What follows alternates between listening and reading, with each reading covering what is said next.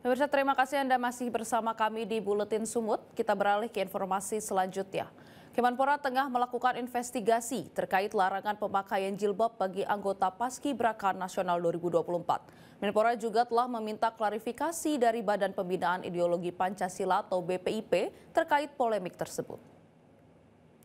Ditemui di Istana Kepresidenan Jakarta, Dito menyayangkan penjelasan yang disampaikan BPIP terkait polemik pelarangan jilbab tersebut yang menurutnya tidak tegas.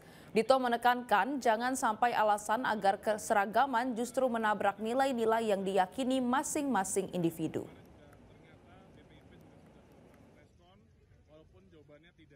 Kami kemarin sudah langsung melakukan investigasi dan juga pendalaman karena memang untuk Paskibraka sejak 2022 itu sudah semua kewenangannya sudah full ditarik di BPIP.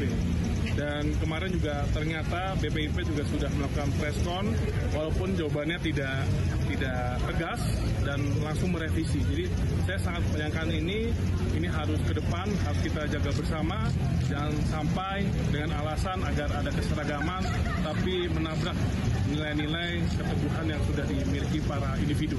Jadi saya akan berusaha ke depan, walaupun Paskibraka ini sudah bukan kewenangan kami, tapi karena Paskibraka itu isinya para anak muda, generasi muda yang otomatis tanggung jawab kami jamin ke depan kita akan melakukan langkah-langkah yang bagaimana bisa menjaga pembinaan dan juga pengelolaan Paskibraka ke depan.